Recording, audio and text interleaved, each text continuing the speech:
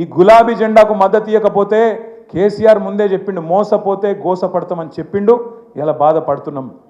12 నెలల తర్వాత ఒక్కరు సంతోషంగా లేరు. ఆటో వాళ్ళని కలుపుండ్రి, వాళ్ళు ఏడుస్తుండ్రు. గురుకులాలలో 48 మంది పిల్లలు చచ్చిపోయారు. ఇలా పొద్దున శైలజ అనే అమ్మాయి చచ్చిపోయింది రాత్రి. ఇలా పొద్దున అంత్యక్రియలు వాంకిడిలు అవుతున్నాయి. గురుకులాలలో పిల్లలు సంతోషంగా లేరు.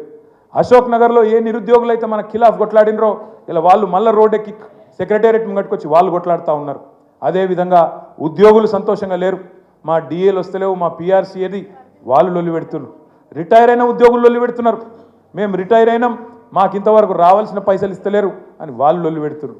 ఊళ్ళల్లోకి పోతే రైతులు లొల్లి పెడుతున్నారు. కేసీఆర్ ఉన్నప్పుడు టింగు టింగుమని పడుతున్న రైతు బంధు, వీడు వానాకాలం రైతు బంధు కూడా ఎగ్గొట్టిండు అని బూతులు తిడుతున్నారు. ముసలోళ్ళ దగ్గరికి పోయి అడిగితే వీడు 4000 అన్నాడు కొడుక, 2 నెలల పింఛనే కొట్టిండు దొంగ వీడు అని చెప్పి వాళ్ళు తిడుతున్నారు. రాష్ట్రంలో ఒక్కళ్ళు కూడా ఇవాళ సంతోషంగా ఉండే పరిస్థితి లేదు. సంతోషంగా ఎవరు ఉన్నారంటే రేవంత్ రెడ్డి ఎవరి కోసం పనిచేస్తున్నా వాళ్ళు ఉన్నారు. ఎవరి కోసం పనిచేస్తుండ్రు రేవంత్ రెడ్డి? అదాని కోసం, అల్లుని కోసం, అన్న తిరుపతి రెడ్డి కోసం, అన్న జగదీష్ రెడ్డి కోసం, బావమరిది అమృతం కోసం మంచిగా పనిచేస్తున్నాడు తప్ప ఇంకెవరి కోసం పనిచేస్తలేడు. బీజేపీకి మాత్రం రెగ్యులర్గా బీజేపీకి, కాంగ్రెస్కు ఢిల్లీకి మూటలు మాత్రం బ్యాగులు మాత్రం దండిగా పోతున్నాయి. ప్రజలకు ఇద్దరు గురించి చెప్పాలి, ఇద్దరు లంగలే.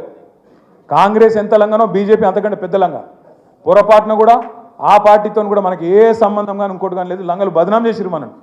బీజేపీకి సాథ్ అయినో, బీజేపీకి బీ టీమే అని చెప్పి ఇష్టం ఉన్నట్టు బదనాం చేసిరు. మనకి ఏ సంబంధం లేకపోయినా.